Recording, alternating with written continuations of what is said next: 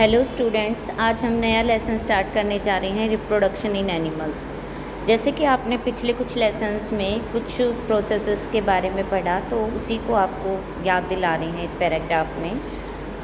Do you recall the process of digestion, circulation and respiration which you have studied in your previous classes.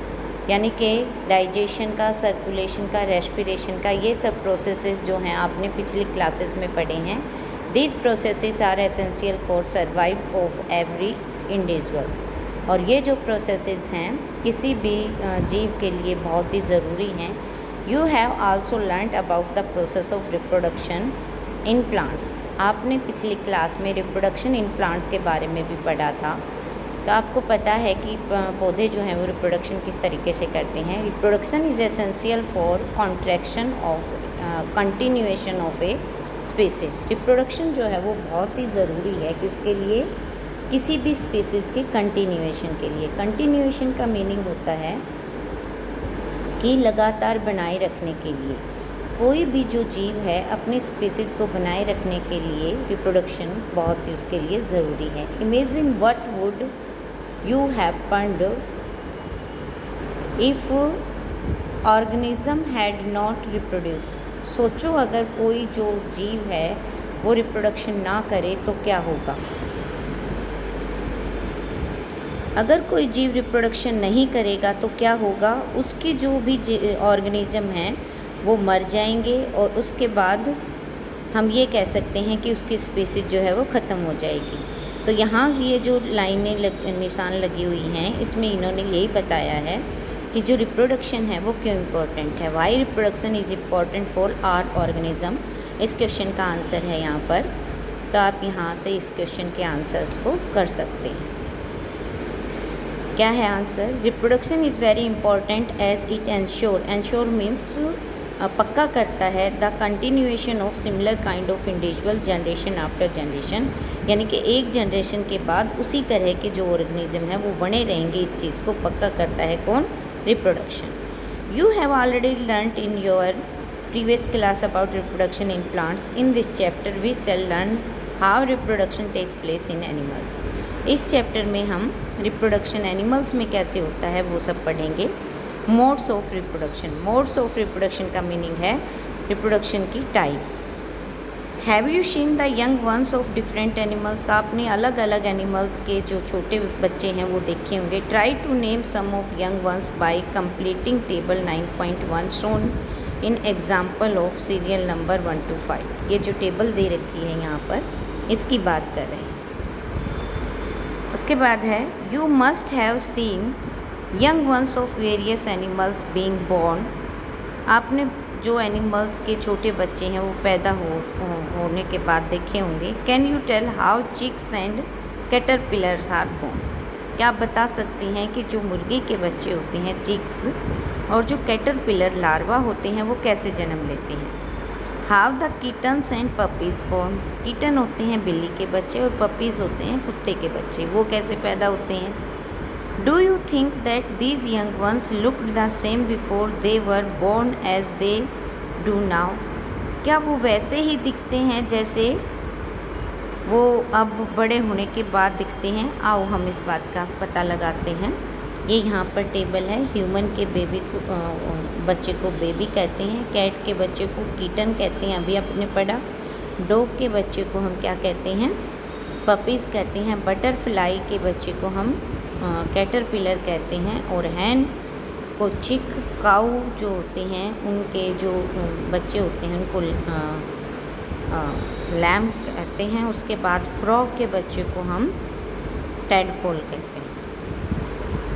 Just in plants there are 2 modes of by which animals reproduce. तो जितने भी plants होते हैं वो उसमें भी 2 तरह की रिप्रोडक्शन होती है, sexual reproduction and asexual reproduction. Sexual reproduction में क्या है? Try to recall reproduction in plants. Reproduction जो प्लांट्स में थी उसको याद करने की कोशिश करो। You have study in class 7। You will remember that plant that reproduce sexually have male and female. आपको ध्यान होगा कि जो पौधे सेक्सुअली रिप्रोड्यूस कर रहे थे उसमें मेल और फीमेल थे। Can you name this parts, क्या आपको वे नाम याद हैं? इन animals also males and females have different reproductive part और ऑर्गन। इसी तरीके से एनिमल्स में जो मेल और फीमेल होते हैं उनके जो रिप्रोडक्टिव पार्ट होते हैं वो अलग अलग होते हैं। Like plants, the reproductive parts in animals also produce gametes that fuse to form a zygote. जैसे कि पौधों में गैमीट प्रोड्यूस होते हैं, वैसे ही एनिमल में भी गैमीट प्रोड्यूस होते हैं और वो फ्यूज होने के बाद जाइगोट बनाते हैं। आपको ध्यान नहीं होगा तो मैं फिर से बता देती हूँ, गैमीट जो हैं वो क्या हैं, वो सेक्स सेल्स हैं, या हम ये कहेंगे कि जो रिप्रोडक्टिव ऑर्गन्स हैं उनके द्वारा प्रोड्यूस की गई सेल हैं। और जाइगोट जो है वो मेल और फीमेल गैमीट फ्यूज होने के बाद बनता है। It is the zygote which develop into a new individual. यह जाइगोट ही है जो कि एक नए इंडिविजुअल को जन्म देता है। This type of reproduction beginning from fusion of male and female gamete is called sexual reproduction. तो इस तरह की रिप्रोडक्शन जो कि मेल और फीमेल गैमीट के फ्यूजन से स्टार्ट होती है, इस तरह की रिप्रोडक्शन को हम सेक्सुअल रिप्रोडक्शन कहते हैं। आप ये भी कर सकते हैं, इसके अलावा हम ये भी कह सकते हैं, the type of reproduction in which male and female are involve are called sexual reproduction. Let us find out the reproduction parts. अब हम ह्यूमन बीइंग में जो रिप्रोडक्टिव पार्ट्स हैं उसको स्टडी करेंगे। तो यहाँ पर मेल रिप्रोडक्टिव ऑर्गन है। The male reproductive organ include a pair of testis, singular testis. Spelling का ही फ़र्क है, बोले दोनों ही सेम जाएंगे। जब पेयर में होती हैं तो उनको टेस्टिस कहते हैं और सिंगुलर होते हैं तो टेस्टिस कहते हैं। 2 sperm duct and penis, 2 sperm duct होती हैं और एक पेनिस होता है। The testis produce male gamete. जो टेस्टिस हैं वो मेल गैमिट प्रोड्यूस करने का काम करती हैं और मेल गैमिट को स्पर्म कहते हैं। Millions of sperm are produce by testis. Testis के द्वारा मिलियंस ऑफ स्पर्म प्रोड्यूस किए जाते हैं। ये फिगर जो आपको दिखा रखा है यहाँ पर 9.2, इसमें ये डिटेल दे रखी है। Which show the picture of A sperm. ये जो है ये पिक्चर है स्पर्म की। इसके अंदर क्या क्या होता है, ये बहुत ही छोटे होते हैं साइज में। ईच हैज़ ए हेड, एक हेड होता है, एक मिडल पार्ट पीस होता है और एक टेल होती है। जैसे कि आप यहाँ पर देख सकते हैं, ये जो पोर्शन है ये हेड है और यहाँ से लेकर यहाँ तक का जो पोर्शन है ये मिडल पीस है और यहाँ से लेकर यहाँ तक का जो पोर्शन है ये टेल है। तो आपको ये स्ट्रक्चर जो है वो स्पर्म की स्ट्रक्चर है, ये आपको लर्न करना है। उसके बाद यहाँ पर ये मेल रिप्रोडक्टिव सिस्टम का डायग्राम है। इसके अंदर ये जो पोर्शन आपको दिख रहा है ये वास्तव में क्या है, यूरिनरी ब्लैडर है जिसमें यूरिन इकट्ठा होता है। और ये जो नलिकाएं आई हुई हैं ये टेस्टिस हैं, टेस्टिस ये वाली और ये वाली। और यहाँ से ये जो है ये यहाँ से डक्ट निकलती हैं, स्पर्म डक्ट, जो कि यहाँ इसके अंदर से पास पीछे से पास होती हुई यहाँ इस पोर्शन में जो है वो गैमीट पास करते हैं। उसके बाद है female reproductive organ. Female reproductive organ जो होते हैं वो जैसे कि आप डायग्राम देख सकते हो, ये ओवरीज हैं और ये जो है ये ओविडक्ट हैं 2 और ये यूट्रस है।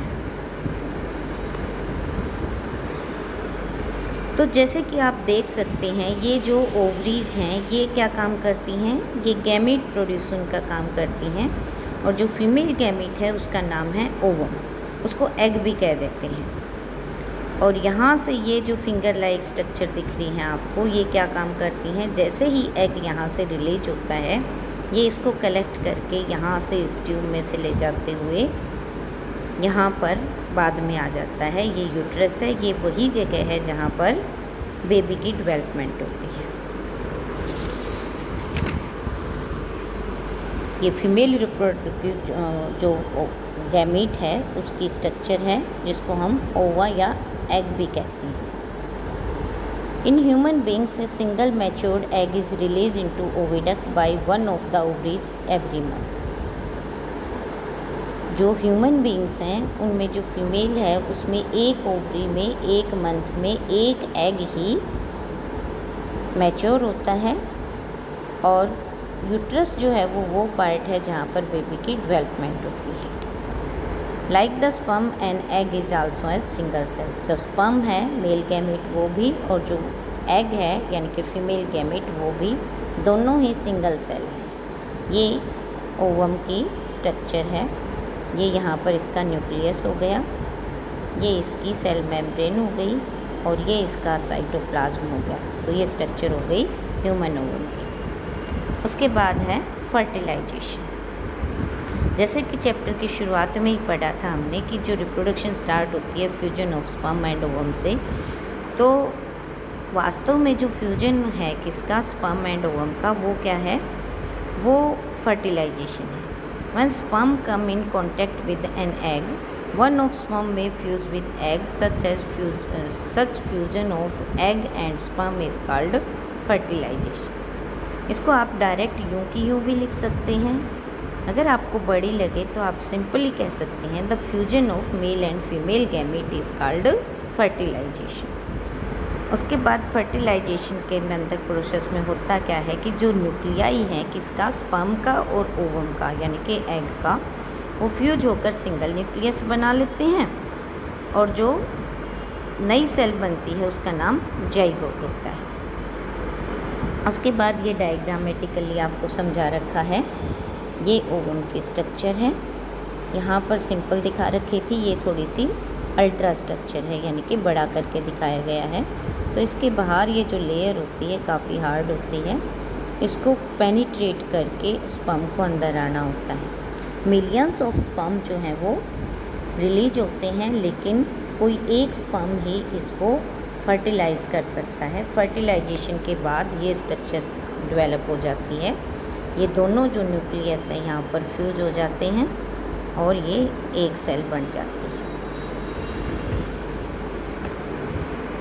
The process of fertilisation is the meeting of the egg cell to form the mother and a sperm cell form a father. ये कह रहे हैं कि जो प्रोसेस है फर्टिलाइजेशन का वो एग सेल कहाँ से मिलता है, मदर से, और जो स्पर्म सेल है वो फादर से मिलता है। So the new individual inherited some characters from mother and some from the father. इसलिए जो नया जीव जन्म लेता है सेक्सुअल रिप्रोडक्शन में, उसमें कुछ कैरेक्टरिस्टिक्स इनहेरिट होते हैं। इनहेरिट का मतलब होता है अगली जनरेशन में पास होना, यानी कि अगली जनरेशन में जो गुण जाते हैं वो कुछ मदर के होते हैं और कुछ फादर के होते हैं। लुक एट योर ब्रदर और सिस्टर। अपनी बहन और भाई को देखते हो आप। See if you can recognise some characteristics in them similar to those of your mother और योर फादर। तो इसमें आप उनमें कुछ जो लक्षण हैं, जो गुण हैं, वो अपने मम्मी और पापा के फीचर्स आप उसमें देख सकते हैं। Fertilisation which takes place inside female body is called internal fertilisation.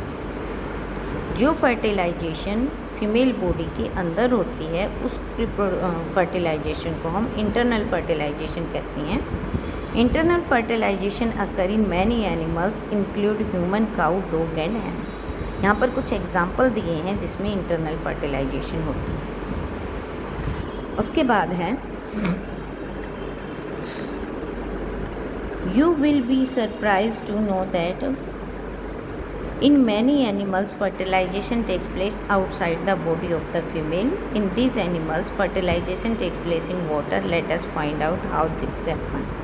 आपको ये जानकर आश्चर्य होगा कि कुछ एनिमल्स में ये जो फर्टिलाइजेशन का प्रोसेस है ये बॉडी के बाहर होता है और ज़्यादातर एक्वेटिक एनिमल्स में होता है, यानी कि पानी में रहने वाले जीव में होता है। ये एक्टिविटी 9.1 में आपको बताया है कि आप किसी भी पोंड में या स्लो फ्लोइंग स्ट्रीम यानी कि जहाँ पर कम पानी बह रहा हो, वहाँ पर आप रेनी सीजन में, स्प्रिंग सीजन में क्लस्टर्स देख सकते हैं किसके, फ्रॉग के एग के, जो कि पानी में तैरते रहते हैं। और आप उसके कलर डाउन करके साइज़ का, एग का साइज़ चेक करके आप नोट कर सकते हैं। प्रोसेस कैसे होता है ये वो समझा रखा है। ड्यूरिंग स्प्रिंग और rainy season frog and toads move to pond slow flowing stream. Spring season आने पर जो फ्रॉग और टोड्स हैं वो पॉन्ड्स में या स्लो स्ट्रीम में चले जाते हैं। When mail and female come together in water, जब पानी में मेल और फीमेल दोनों एक दूसरे के पास आते हैं। Female lays hundreds of egg,